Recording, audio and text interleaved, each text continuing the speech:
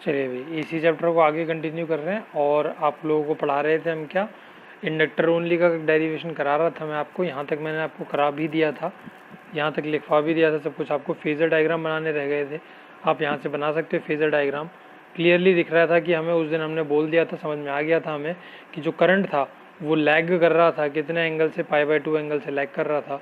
वो यहाँ पे हम देख रहे हैं किससे लैग कर रहा था, ईएमएफ से लैग कर रहा था। तो देखो ईएमएफ तो हॉरिजॉन्टल के साथ में हमने ओमेगा टी एंगल बनाते हुए दिखा दिया, और जो करंट होगा वो हॉरिजॉन्टल एक्सिस से 90 डिग्री एंगल के पीछे छुटा पड़ा है, π/2 एंगल से लैग कर रहा था। तो हम लोगों ने ये दिखा दिया कि ये इस डायरेक्शन में पड़ा है बेचारा अभी, और क्या है ये I0 है, और कितना पीछे चल रहा है, 90 डिग्री पीछे चल रहा है, ओमेगा टी में से 90 डिग्री पीछे चल रहा है। तो ओमेगा टी माइनस π/2 का यही मतलब है कि करंट क्या कर रहा है, वो लैग कर रहा है। और ये वाली वैल्यू जो है वो यहाँ अगर आप सिग्निफाई कर दो तो ये हॉरिजॉन्टल एक्सिस पे कर रहे हैं हम लोग, सॉरी वर्टिकल एक्सिस पे कर रहे हैं, तो E=E0 साइन ओमेगा टी बन जाएगी। और यहाँ से कि पीछे खींचते हुए लाएंगे तो आई की इक्वेशन बन जाएगी, वो क्या हो जाएगा, I0 sign omega T minus π/2। ठीक, और ये फेजर डायग्राम हो जाएगा। इसमें क्लियरली आप लोग देख पा रहे होंगे कि ईएमएफ तो यहाँ से शुरू हुआ है लेकिन करंट यहाँ से शुरू हुआ है, और करंट दिखा रहा है कि वो क्या कर रहा है, वो लैग कर रहा है। यानी कि ईएमएफ की पॉजिटिव साइकिल चल रही थी तो करंट की नेगेटिव साइकिल चल रही थी।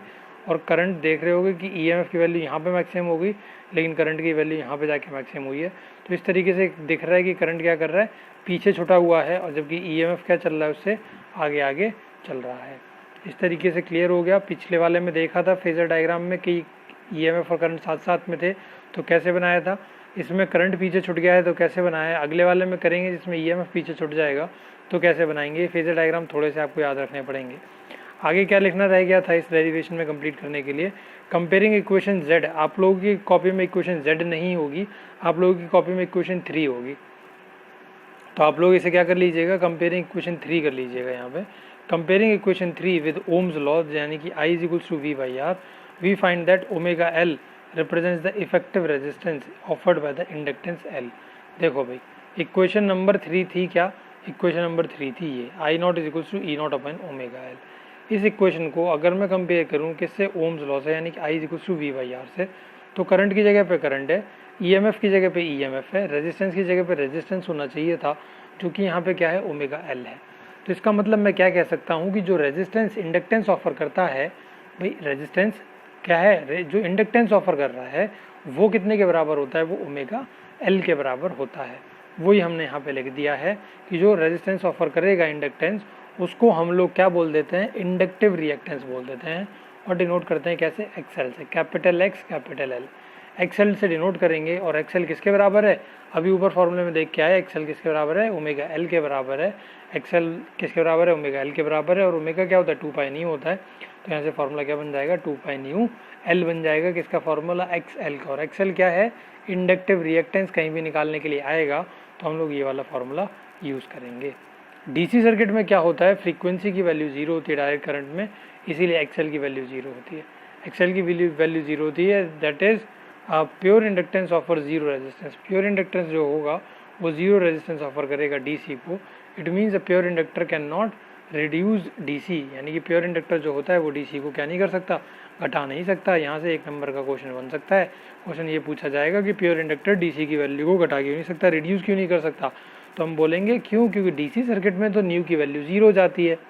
न्यू की वैल्यू 0 होती है, एक्सएल की वैल्यू हो गई 0। एक्सएल 0 मतलब रेजिस्टेंस तो 0 ही हो गया, रेजिस्टेंस ही तो है, बस इंडक्टेंस का रेजिस्टेंस है, इसलिए इंडक्टिव रिएक्टेंस बोल रहे हैं हम लोग।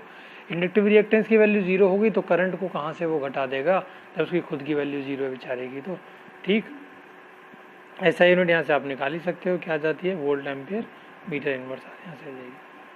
अब कर रहे हैं AC circuit containing capacitance only. 2 derivation करा चुका हूँ मैं आपको, तो आप क्या कर सकते हो, आसानी से समझ सकते हो, देख सकते हो। और एक चीज़, अगर किसी को यहाँ से डायग्राम समझ में ना आए फेजर डायग्राम, तो यहाँ से भी बना सकता है। मैंने बुक का भी फोटो एक अटैच कर दिया है फेजर डायग्राम का। ठीक है, चल रहे हैं आगे। AC circuit containing capacitance only वही कर रहे हैं, E=E0 sign omega T. E=E0 sign omega T एक इक्वेशन बना दी मैंने। आगे कर रहे हैं वही फार्मूला, V=Q/C। ये पोटेंशियल डिफरेंस है कैपेसिटेंस का, V=Q/C होता है। और V किसके बराबर है, EMF के बराबर, यानी कि E=E0 साइन ओमेगा टी के बराबर है ये। और यहाँ से आप Q के लिए फार्मूला बना सकते हो, क्या आ जाएगा, C E0 sine omega t आ जाएगा। कैसे? सी को मैं इधर ले आया मल्टीप्लाई में, और कोई मैंने बड़ी तीर नहीं चलाई यहाँ पे। अब आई क्या होता है, करंट क्या होता है, D Q by D T होता है ना। तो करंट को मैंने क्या कर दिया, यानी कि इसको मैं डिफ्रेंशिएट कर देता हूँ टाइम के रिस्पेक्ट में, D by D T E naught sine omega T. E not क्या है, कांस्टेंट है, उसका तो डिफ्रेंशिएशन हो नहीं सकता, तो हम साइन ओमेगा टी का डिफ्रेंशिएशन कर देंगे, और वो क्या आता है, ओमेगा कॉस ओमेगा टी आ जाता है, ओमेगा कॉस ओमेगा टी आ जाता है। और यहाँ से हम लोग क्या करेंगे अब इसके बाद में, ये क्या है, सी, ये सी ई नॉट है, ये देख लेना सही, थोड़ा सही से लिख लेना, सी ई नॉट, और साइन ओमेगा टी का डिफ्रेंशिएशन कर रहा है, क्या आ गया, ओमेगा कॉस ओमेगा टी आ गया।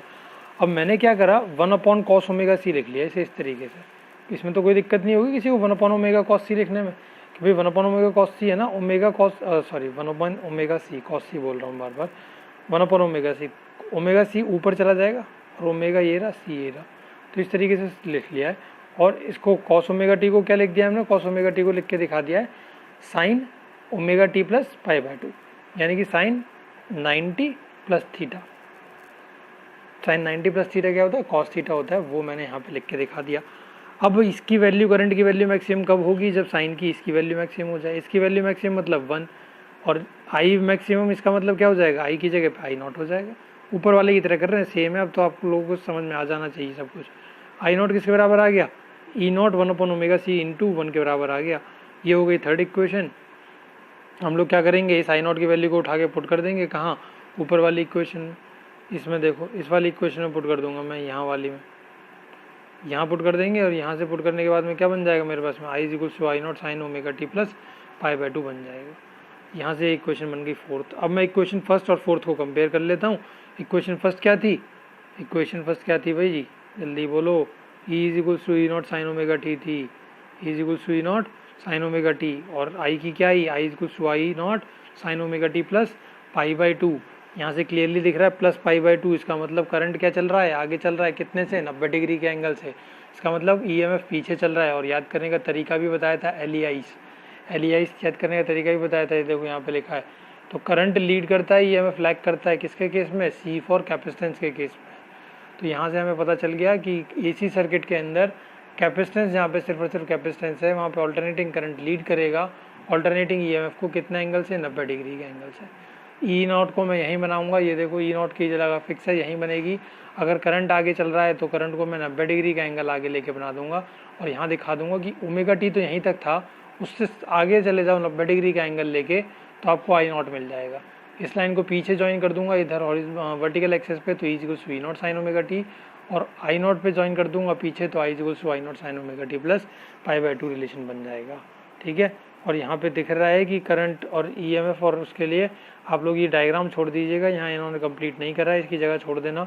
मैं आपको बुक की एक फ़ोटो दिखा दूंगा, अभी मेरे पास नहीं है, जब मैं बाद में बनवाऊंगा, वहाँ जाऊँगा, जब मैं आपको ऑफलाइन क्लासेस में इसका डायग्राम बनवा दूंगा फेज़र वाला। अब क्या कर रहे हैं हम लोग, इक्वेशन 3 को, ये जो इक्वेशन 3 है मेरे पास में, इस वाली इक्वेशन को कंपेयर कर रहा हूँ मैं किसके साथ में, इसके साथ में, XL I equals to V by R के साथ में। तो कंपेयर करेंगे तो दिख जाएगा वहाँ से क्लियरली कि रेजिस्टेंस की जगह पे क्या आ रहा है, 1 ओमेगा सी आ रहा है, और उसको ही क्या बोलते हैं हम लोग, resistance offered by capacitance. Resistance offered by capacitance, और उसका नाम क्या होता है, कैपेसिटिव रिएक्टेंस। जैसे वहाँ पे क्या था, इंडक्टिव रिएक्टेंस था। और यहाँ से दिख रहा है कि क्लियरली हमें कि एक्सएल नहीं है, ये करेक्शन कर लेना, एक्ससी है। एक्ससी किसके बराबर है, 1 ओमेगा सी के बराबर है, यानी कि 1/2 पाई न्यू सी के बराबर है, 1/2 पाई न्यू सी के बराबर है। और यहाँ से फिर वही बात आ जाएगी कि डीसी सर्किट में न्यू की वैल्यू 0 होती है, तो एक्ससी की वैल्यू 0 हो जाएगी। यानी कि अगर in a pure inductance, capacitance कर लेना है हमें, in pure capacitance offers infinite resistance to DC. Pure capacitance होगा तो इनफाइनाइट रेजिस्टेंस ऑफर करेगा। 1/0 है ना, 1/0 का मतलब क्या होता है, इनफाइनाइट। 1/0 तो इनफाइनाइट होता है ना। अब इनफाइनाइट, एक्सेल की वैल्यू क्या आ गई, इनफाइनाइट आई। एक्सेल क्या है, रिएक्टेंस है ना, रेजिस्टेंस है ना, रेजिस्टेंस इनफाइनाइट हो गया। रेजिस्टेंस इनफाइनाइट हो गया तो क्या वो करंट को फ्लो करने देगा, करने ही नहीं देगा। तो डीसी जो है, अगर प्योर कैपेसिटिव सर्किट लगा रहे हो, यानी कि सर्किट में सिर्फ और सिर्फ आपके पास में कैपेसिटर लगा हुआ है और आप उसके अंदर डायरेक्ट करंट भेजते हो, तो वो करंट को पास ही नहीं होने देगा। यानी कि कैपेसिटर डायरेक्ट करंट कभी कंडक्ट नहीं कर सकता। वही हमने बात यहाँ पे लिखी है, और ऐसा यूनिट बताई दी है, क्या है यहाँ पे, ओम रहती है सबकी ऐसा यूनिट, कोई दिक्कत नहीं है इसमें, क्योंकि सब रेजिस्टेंस हैं तो सबकी, चाहे वो कैपेसिटिव रिएक्टेंस हो चाहे वो इंडक्टिव रिएक्टेंस हो, सबकी ऐसा यूनिट ओम ही आएगी। ये वाली बातें क्लियर हो गई होंगी। नहीं हुआ कुछ भी क्लियर तो आप मार्क करके रख लीजिए, ऑफलाइन सेक्शन में समझा दिया जाएगा, या फिर आप वीडियो के नीचे कमेंट कर दीजिए, तो नेक्स्ट वीडियो में मैं ज़रूर समझाऊंगा। मिलेंगे नेक्स्ट वीडियो में। Till then take care of yourselves, bye bye.